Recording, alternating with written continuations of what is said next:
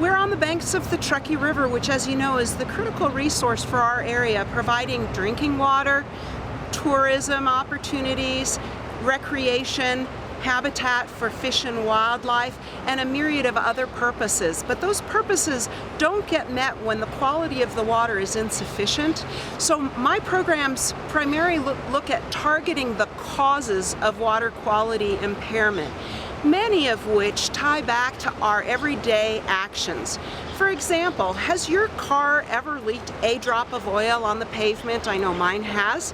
Where does that oil go? Well, the next time it rains or snows, or we have irrigation overflows in the summer, that oil winds up going directly into the nearest water body, such as the Truckee River here, through the storm drain system, and it isn't treated.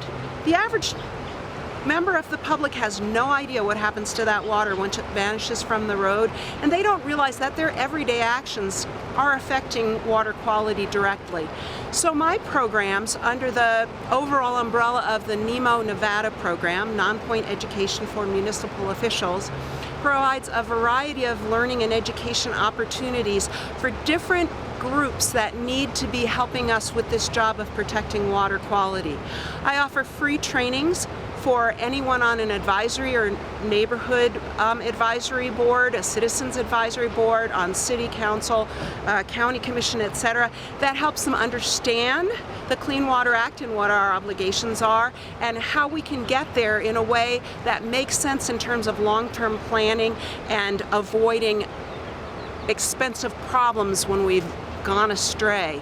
I also offer free trainings for the construction industry.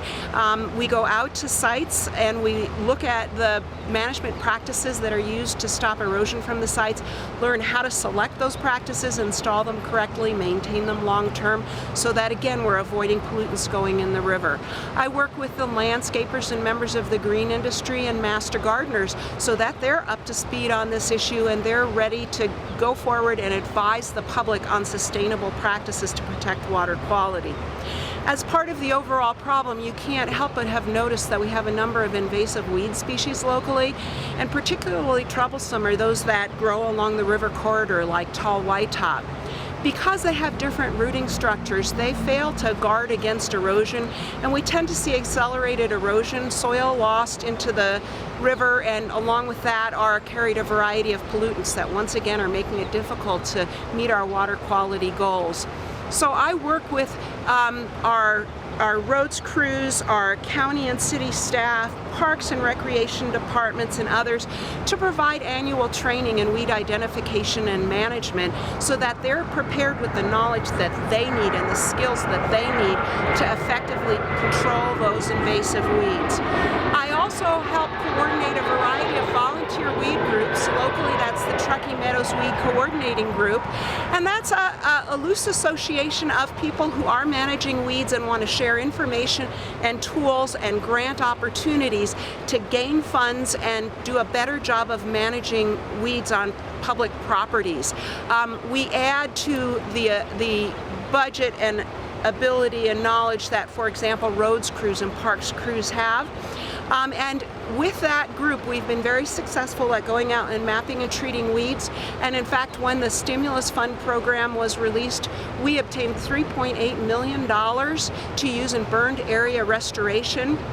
And locally, one of the projects, the Arrow Creek project, we worked at constructing a fuel break there, getting rid of the cheatgrass and Medusa head, and when the Collin fire came, it burned up to the edge of that project and stopped there. So we're very hopeful that the effort that's been put in with those funds will really help us with wildfire danger in the future.